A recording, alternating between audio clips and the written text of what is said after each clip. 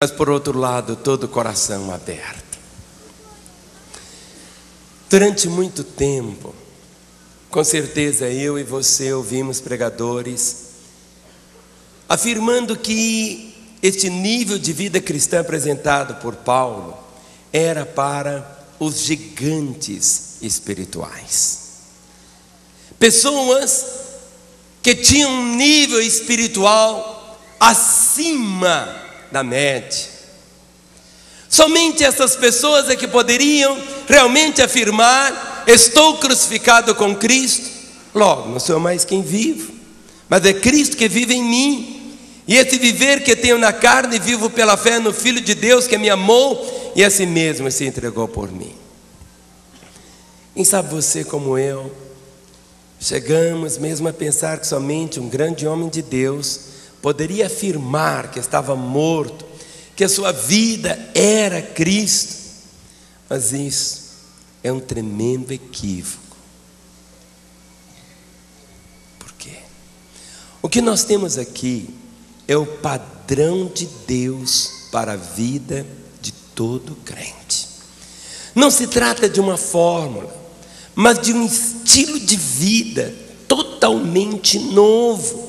Não se trata de uma doutrina, mas do pleno suplemento de Deus para todas as nossas necessidades. Nós precisamos entender que a vida cristã é caracterizada por duas substituições. Ou seja, a primeira é aquela que foi realizada por Jesus Cristo ali na cruz, quando Cristo morreu em meu lugar.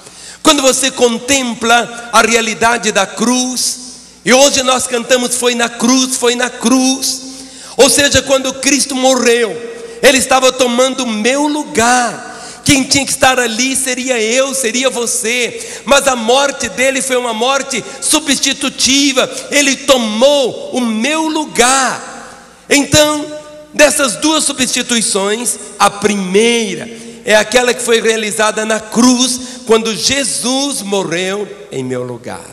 A segunda é aquela que deve acontecer, que tem que ocorrer no nosso viver diário, onde Cristo vive em meu lugar, conquistando por minha vitória sobre o pecado, levando-me a fazer a vontade de Deus.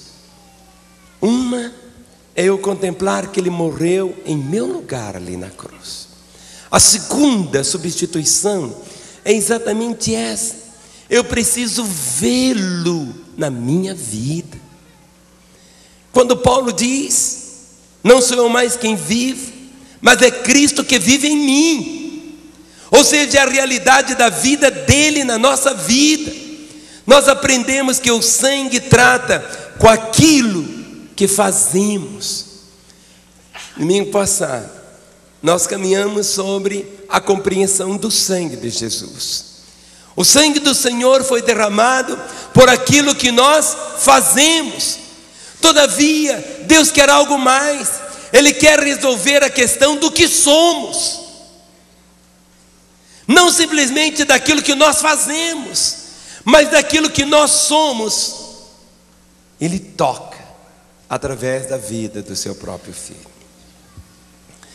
No nosso cerrado existe um tipo de árvore que tem um nome assim esquisito, chama lobeira, que é uma árvore que dá um fruto assim amargo, nem os homens comem, mas os bichos que comem. Só como um exemplo, todos nós éramos assim lobeira brava. Essa árvore dá esse fruto amargo lá para os bichos. Só produzíamos frutos de morte. Eram frutos venenosos, frutos de morte. Mas pelo sangue da cruz, o Filho de Deus eliminou todos aqueles frutos de morte. E ainda mais, Ele nos incluiu nele. Nós éramos essa lobeira brava. Ele era a videira. Ele é a videira. Quando nós, como lobeira brava, fomos enxertados nele, enxertados na videira, um milagre aconteceu. A nossa natureza foi mudada. A lobeira brava, enxertada no tronco da videira, passou a receber a seiva da vida, e em lugar de produzir frutos de morte, passou a produzir agora uvas, frutos de vida. Maravilha, não, irmãos? Que milagre extraordinário. Quem já experimentou esse milagre? Levante a mão e dê um glória a Deus. Glória a Deus.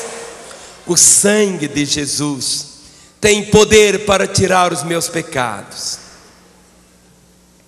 mas para mudar a minha natureza é na cruz.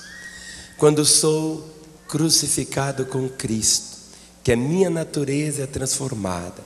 O sangue de Jesus trata com o pecado, mas a cruz trata com o pecador. O sangue de Jesus Cristo trata com o pecado, mas a cruz trata com o pecador, com a natureza.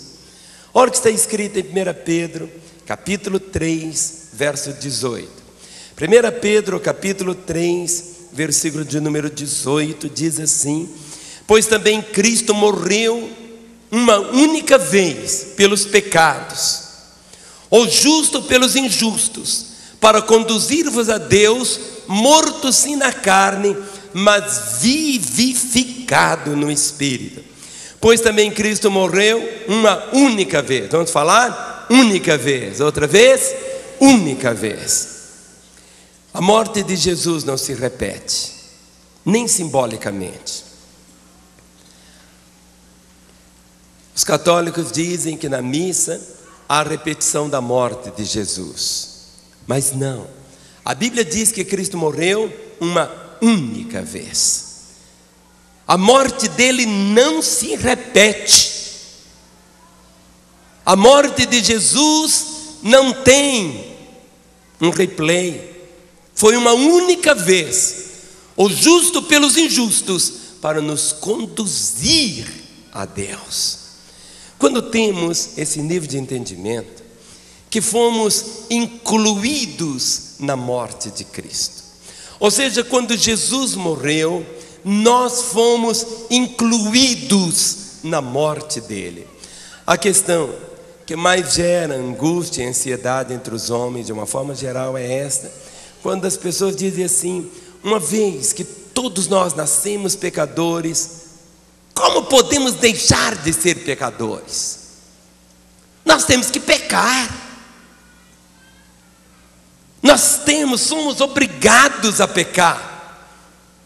Não, querido. Desde que nos tornamos pecadores pelo nascimento, a única maneira de sermos livres do pecado é através da morte. A única maneira de sermos livres do pecado é através da morte. Então como pode ser isso? Será que eu tenho que dar um tiro no meu ouvido? Será que eu tenho que acabar com a minha vida? Claro que não. Nós precisamos apenas, irmãos, reconhecer que já estamos mortos para o pecado. É algo que temos que fazer. Temos que reconhecer que já estamos mortos para o pecado. Quando Cristo morreu, fomos enxertados nele.